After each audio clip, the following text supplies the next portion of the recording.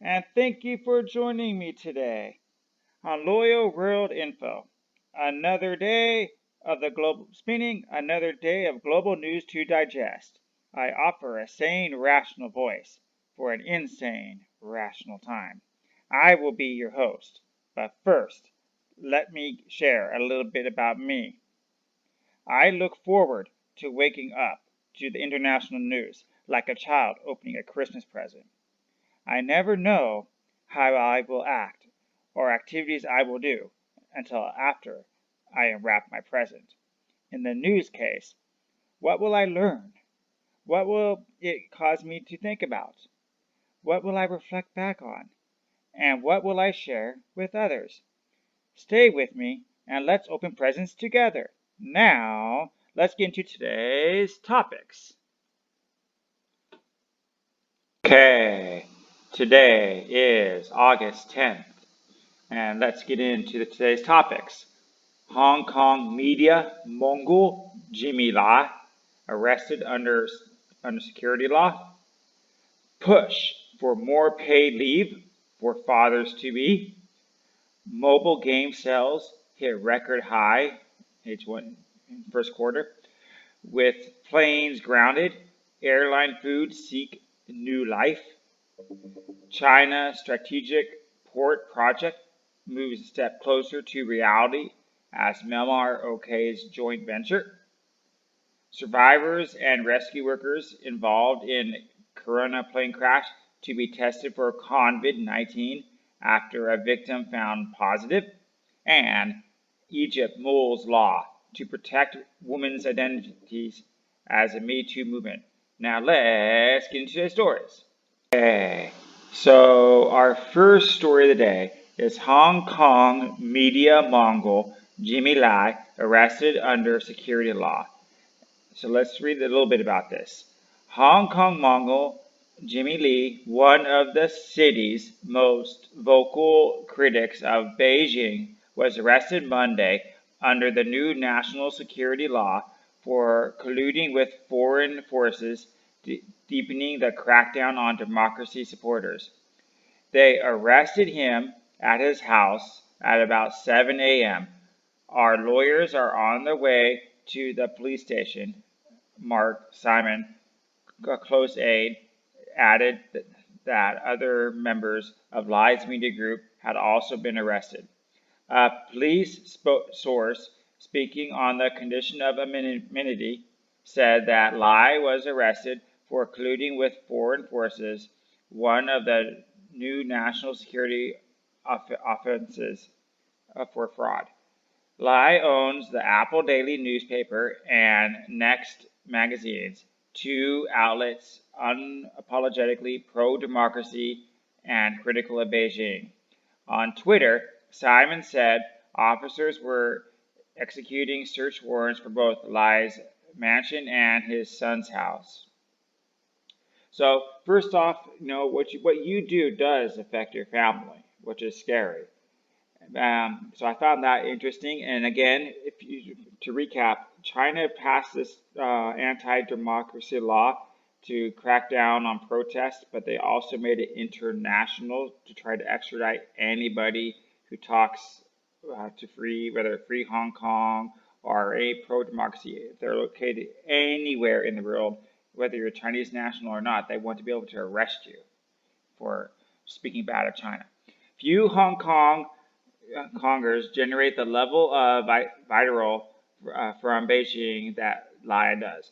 For many residents of the restless sentimental cities, he has been an unlikely hero, propagandist, self-made tabloid owner, and the only tycoon willing to criticize Beijing.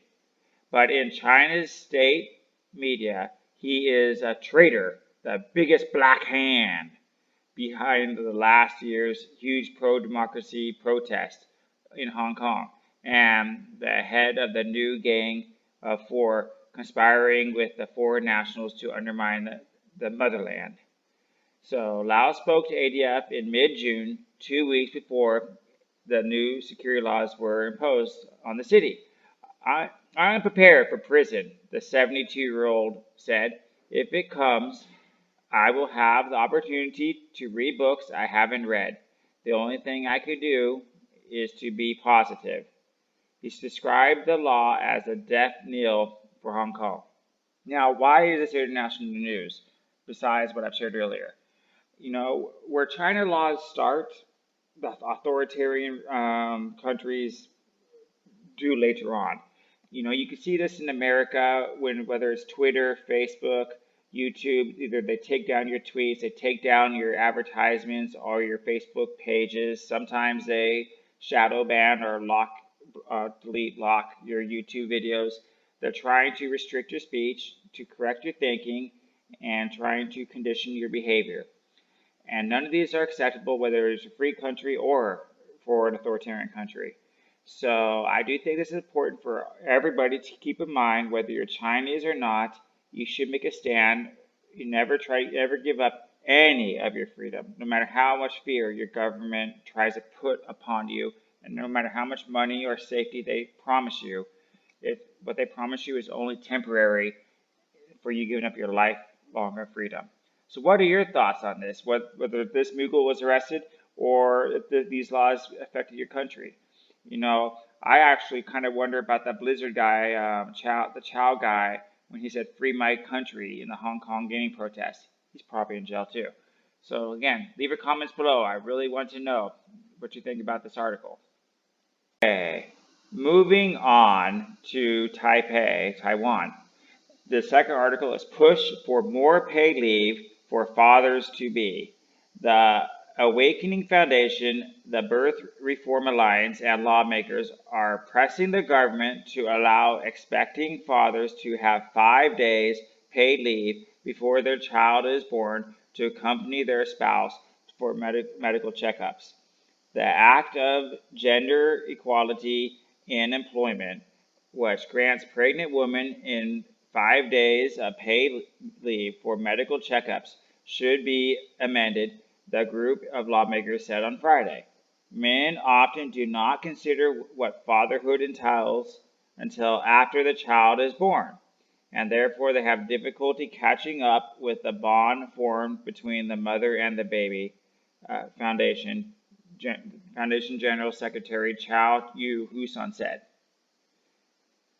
There is also insufficient support for expecting fathers as the prenatal period is focused on mothers, too, she said.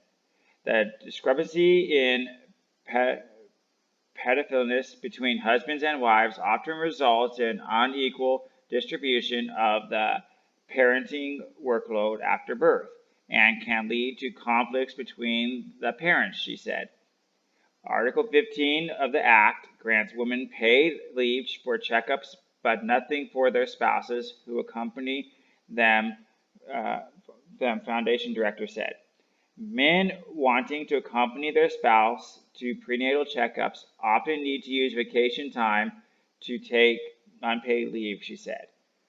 Alliance managing director said fathers in France and Portugal can take 3 days of paid leave to accompany their spouses on prenatal checkups, while those in Sweden can apply for a 10-day leave to accompany the spouse to child rearing cases for prenatal checkups. Korea and Japan have something similar as well. So the reason why, to me, that this made international news is because, in America, fathers are so looked down on. What was it, 2 years ago, we had Father's Day, and they put a spin on it. I'm your mother, but I'm really your mother and father. They try to push independence where I'm a single mother and I'm so proud. Or, a man is only good for a paycheck. Or married with children, they always make fun of the man. So I think this is great when the culture is trying to show man they have value, they have purpose, and they can build the families. So what do you think? Do you think that your society, your culture should promote fathers and families more, or do you go the other way and you want to be independent, liberated, and individual, where a woman, it's my baby, my choice, And man, the sperm donor, go away. Please like, comment, subscribe below. I want to know what you think about this. Okay, moving on with our next story. Mobile game sales hit record high in the first half of this year. Sales of mobile games have soared to record high in the first half of the year amid the coronavirus pandemic that has largely confined people to their homes, industry data showed. Combined sales of three app markets, Google Play stores for Android, Apple's App Store, iPhone, and One, have stood at 2.3 trillion won, or 2.37 billion, in January through June, a period up 1.3 times from a year earlier, according to the data from the mobile big data platform IGA Work. This figure also represented the largest half-year tally on record. Google Play racked up 2.5 trillion won of sales, to account for 79% of its total market sales, followed by homegrown integrated app. So this was from Korea, which is fine. But the reason that I thought this was international news is two reasons. One, it shows how the market is really turning away from consoles and is really going to mobile. And mobiles are cheap, fast, and easy. And it's much easier to trigger your gambling demands, or if you want to call it, or you're feeling happiness, dopamine, to do that. I myself am a gamer, but I am not an addict. So I'll play a game and I'll put it down, I'll make videos, or go to work. But again, the way this affects me is, do people get too comfortable or too lazy when they're confined or whatnot? Because most people will say your pursuit of happiness is what you should try to go after. And after you run after that happiness so long on the treadmill, you need something to give you more to get that same effect. And marketers will love taking advantage of it. So do you think that perhaps mobile games are exploiting, whether it's you or the younger generation? Or do you think it's even dumbing down better quality games that would go on consoles or PC? I would be interested. And not only that, but what do you do? What habit have you picked up, whether you like it or regret it, since you have been confined? What's a healthy or bad habit you picked up? What game have you played? I would really be interested to know. So like, comment, subscribe. Okay. Moving on to our next story. This also kind of relates to sign of the time and businesses adapting. With planes grounded, airline food seeks new life. Chicken or beef? Airline mills seek way to rebound amid pandemic. When convenience store CU launched airline-themed ready meals late June, the company said it wanted to confront people who couldn't travel abroad during the coronavirus pandemic. Whatever you view of airline food, the idea is not as niche as it might sound. After all, airline food reigns among the most popular mukbang ideas for South Korean YouTubers, given its association with international travel and holiday, which sometimes racks up millions of views. The novel food product series, Pork Please, Chicken Please, and Beef Please, which comes in aluminum containers to recreate the feeling of an in-flight meal, has been hit according to the company. While the dishes take the idea from airlines, they are made from an ordinary food company and not an airline catering service. Social media reaction has been warm over its cuteness, and sales of the meals have gone up by 22% in this first week of August compared to last month when CU official said. By the way, CU Market is pretty much like a 7-Eleven or Circle K or Big C in America. So they're kind of like a big convenience store. They're actually kind of nice. The ready meals come against the backdrop of an industry-wide crisis in aviation, which has remained among the worst hit parts of the economy since the pandemic broke out. International flights have come to a halt on the daily number of passengers as the Incheon airport dropped 97% in recent months compared to last year. Talks to acquire two airlines, Asiana Airlines and EasterJet, have also gone cold, and so has the airplane food. So again, I brought this up because I try to think of what jobs outside the ones you can see are lost, or people are no longer assembling these mills, they're no longer doing jobs for our economy, and it's interesting to see what fades away. Like I lived in the 90s, the travel agencies faded away. Even the post office, I saw that slowly fade away when email came out. So because of what's going on here, it's nice to see how these international lunches are trying to find a new market. And sometimes, because I travel a lot internationally, sometimes some of the meals you get are quite nice. And so it would be nice to see some of them at convenience stores in your local country.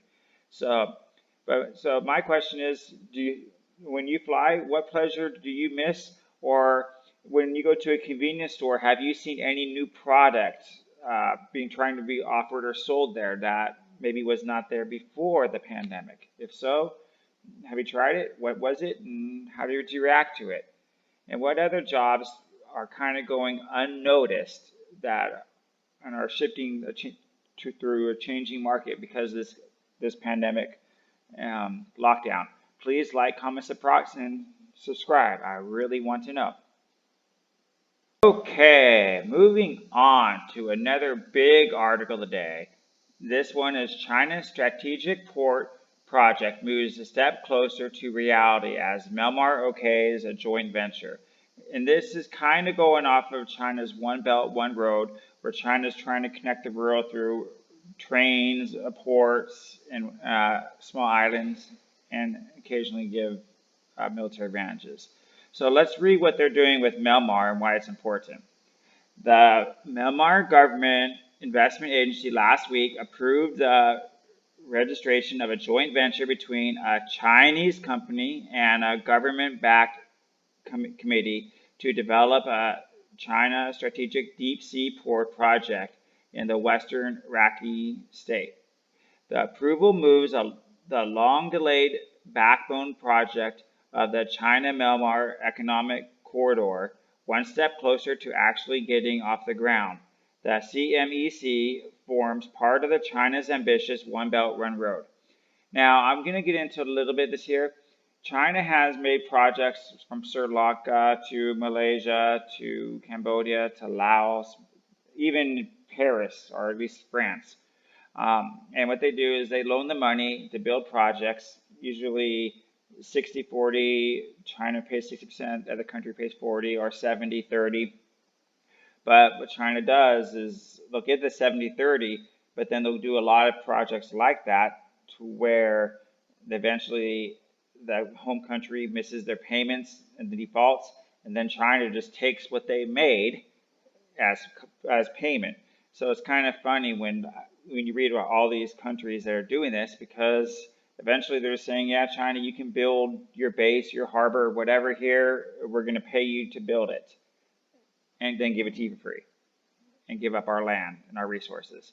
Now, Vietnam was an exception to that. They had this harbor in Hong Hai Pong, and they said no, and they even protested against that. So let's keep reading, though. The approval moves the long delayed backbone. Okay, so the reason that this is important is this will go directly bypass the Panama Canal. It'll go right through India to carry the supplies. So this will make moving goods much easier between the other nations. So how much do you know about the One Belt, One Road? And so, yeah, that's what I want to know. Does One Belt, One Road, does that evolve anywhere in your country? If so, what? And how do you feel about it? Even Australia has a lot of One Belt, One Road now I think it was their capital city just expanded on some big railroad thing that they said, yes, we're going to do that. So give me your comments below, and I'd really be interested to hear. Okay, moving on to our next story of the day, and this one is really interesting. Survivors and rescue workers involved in Kerala plane crash to be tested for COVID-19 after a victim found positive. Now, I didn't really pick up on this plane crash, but this article is relevant because I want you to think of the rescue workers that help everybody in your city or your country every day. In Bangalore, all survivor and rescue workers involved in a plane crash in Kaba on Friday, August 7th, are being tested for COVID-19 as one of the passengers killed tested positive for the virus. The Air India Express plane on a repatriation flight from Dubai overshot the runway while landing at the Calabar International Airport in the heavy rain, and it crashed into a small gorge, splitting into two. Okay, so the flight, the Boeing 737 plane, operated by Air India, overseas low-cost unit, was carrying 190 passengers, including 10 infants. It was part of the Van Baha mission of the Indian government to repatriate citizens stranded abroad during the COVID-19 pandemic. Most passengers were workers in the United Arab Embassy. Okay, that's great. So 19 people, including a 4-year-old and the pilot and co-pilot, have died, and at least 23 others have been in a critical condition. But Mr. Safari, one of the victims, has posted on Facebook a family member picture of his wife and 3-year-old daughter in the face shields and white protective bodysuits. Back to home, he has written just before the flight took off in Dubai. So this is my question, because I'm not keep reading it, but think of a police officer, a firefighter, a paramedic. They go out in your city every night. They're first responders. And what happens when they help location A, no problem. Go to location B the same night, and so they do catch the virus from a patient. Then they go to location C, D, E. This paramedic, first responder.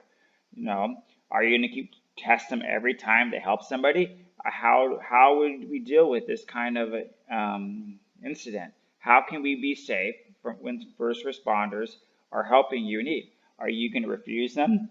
In some cases, in America, some victims go crazy.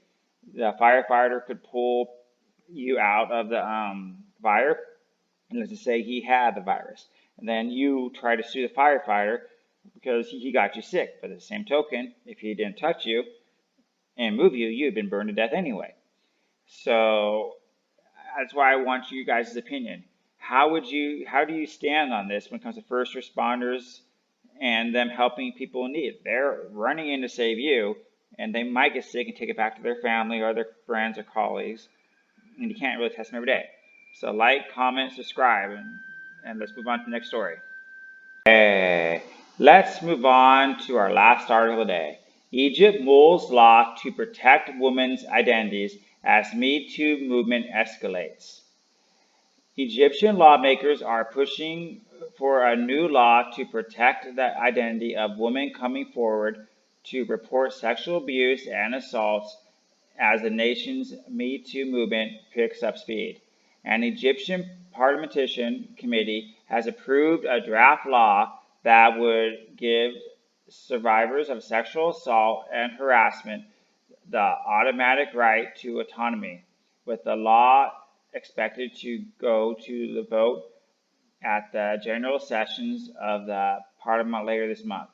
The move comes as hundreds of women have started to speak up on social media about sexual assault in Egypt, with the Public Prosecution and National Council for Women supporting the movement of offering legal and social protection. Spurred on by the growing MeToo movement, and data entry specialist Bassem Arad, 22, went public recently about being sexually assaulted by a human rights activist when she was 17 and reported him to civil society groups where he works. The man has now been suspended from his job while this organization investigates the Abe Watson complaint, along with all of the other female colleagues who accused him. All right, I'm going to stop right there.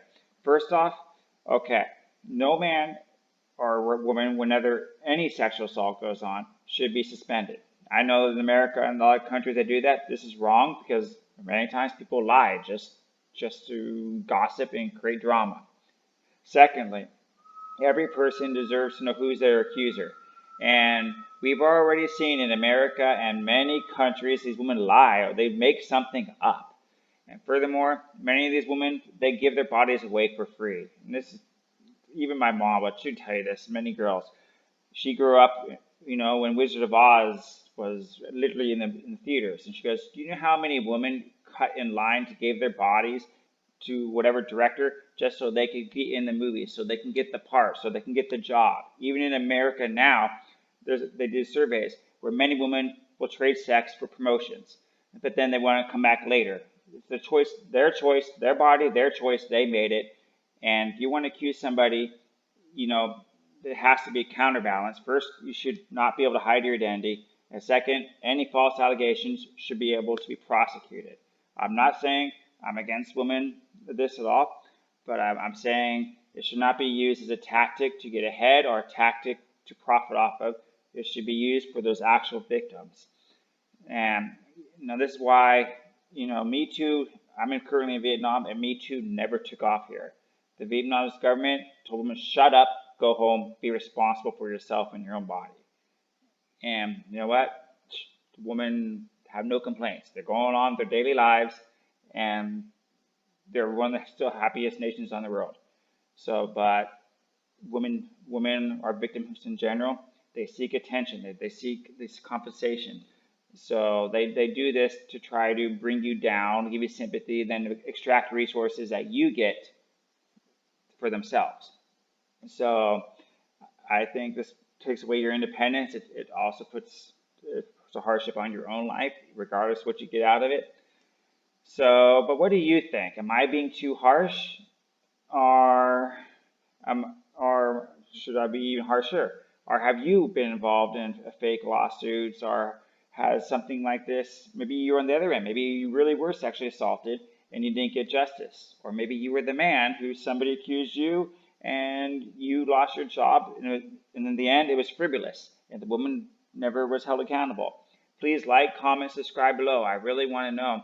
That's why I thought this story was interesting today. Well, that will conclude Loyal World News. Thank you for spending your time with me today. Feel free to like, subscribe, or drop a comment below. If you're on the go, listen to my podcast with the link provided in the description. I will see you tomorrow to share more world news.